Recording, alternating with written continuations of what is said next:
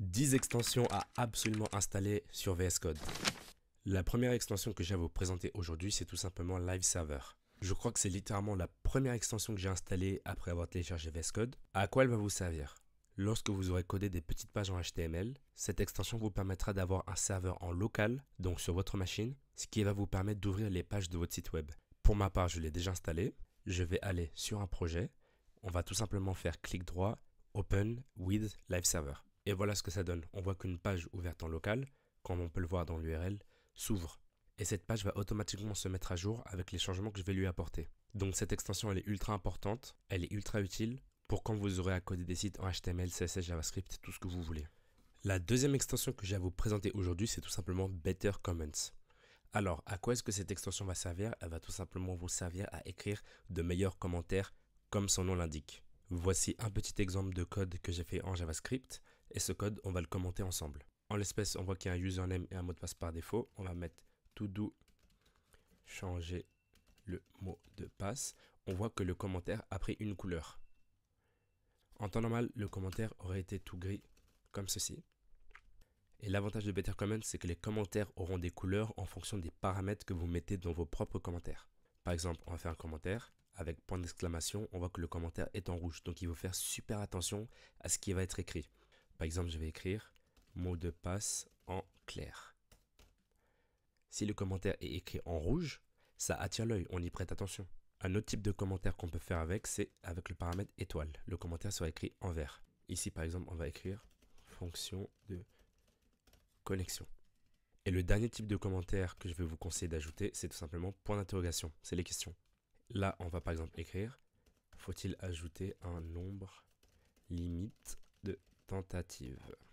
Voilà, je trouve que ça donne un peu d'ordre dans le commentaire. Après les deux slash, en mettant tout doux, le commentaire deviendra orange. Si vous mettez un point d'exclamation, le commentaire deviendra rouge. Une étoile, le commentaire deviendra vert. Et un point d'interrogation, le commentaire deviendra bleu. Je trouve que dans les projets en groupe, ça aide vachement. Ça hiérarchise un peu, ça priorise un peu ce qui est à corriger. La troisième extension que j'ai à vous présenter aujourd'hui, c'est Turbo Console Log. À quoi ça va vous servir? Ça va vous servir à écrire des consoles.log hyper rapidement.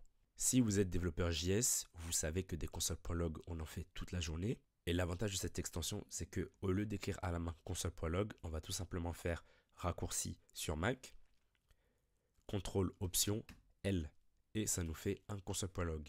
On peut donc aller voir dans la console de notre navigateur et on verra le contenu de la variable test.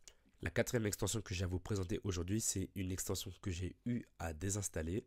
C'est tout simplement LiveShare. Pourquoi je l'ai désinstallée? C'est tout simplement parce que je ne l'utilise plus. Mais c'est une extension que j'utilisais énormément dans le passé. À quoi elle va vous servir? Elle va tout simplement vous servir à partager vos fichiers avec un nombre de personnes donné. Si par exemple je souhaite que vous qui êtes en train de regarder la vidéo puissiez modifier mon fichier test.js, je vous mettrai en tant qu'éditeur avec l'extension LiveShare. Je vous avoue qu'aujourd'hui, je préfère plutôt travailler avec Git, travailler sur ma branche, pull et push mon code, plutôt qu'on soit plusieurs à éditer le même fichier de code en même temps. Mais c'est une extension qui m'a été hyper utile. Attention, je ne crache absolument pas là-dessus. Cinquième extension que j'ai à vous présenter aujourd'hui, c'est Git History.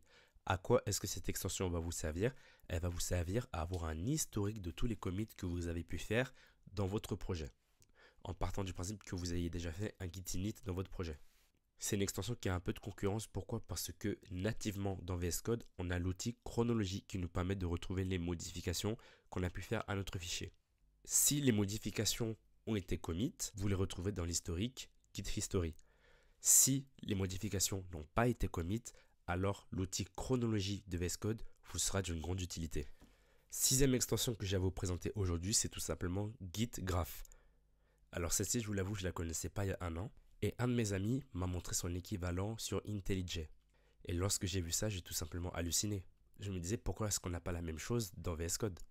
Donc cette extension, elle vous permet d'avoir une visualisation graphique de vos commits, de vos changements, de toutes vos branches Git. Comme vous pouvez le voir dans l'exemple juste ici, lorsque vous faites un merge, on voit que les branches se fusionnent en un. Vous avez vraiment une visualisation en fait de ce que vous faites. Alors je vais faire les 7e et 8e extensions en une fois. C'est tout simplement auto rename tag,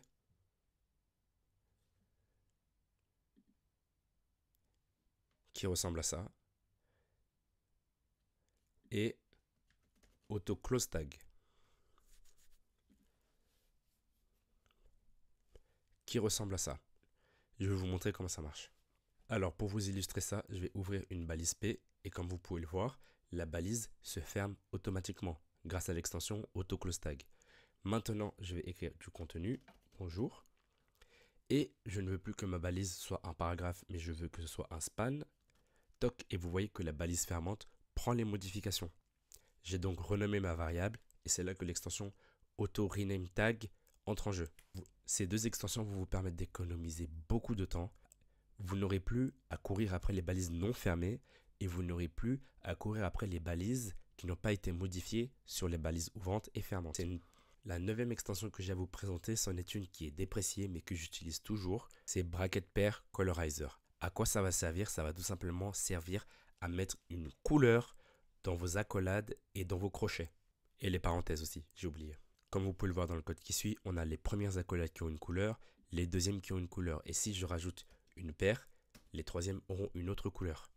Ça va vous permettre de vous retrouver hyper facilement en cliquant sur les brackets. En plus, la paire est sélectionnée, comme vous pouvez le voir juste ici. Voilà, ça permet un peu d'ordonner, savoir quelle parenthèse va avec laquelle. Et Dieu sait que dans les callback hell, au bout d'un moment, on se perd avec les parenthèses, les brackets et les accolades.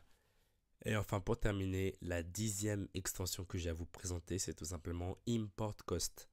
Et à quoi va servir cette extension? Elle va tout simplement servir à voir le poids de vos importations. Avec ES6, on a eu le droit d'importer des fichiers depuis un fichier JavaScript. Et cette extension va nous permettre de voir le poids de chaque fichier qu'on va venir importer. Bon, dans tous les cas, si vous faites du JavaScript, du React, etc., vous n'êtes pas au kilobyte près. Au moment, ça devrait le faire. Voilà, c'était tout pour moi. J'espère que cette vidéo vous aura plu. Si c'est le cas, n'hésitez pas à lâcher un like, commenter, partager, vous abonner. Je vous mets mes réseaux sociaux en description et je vous dis à plus.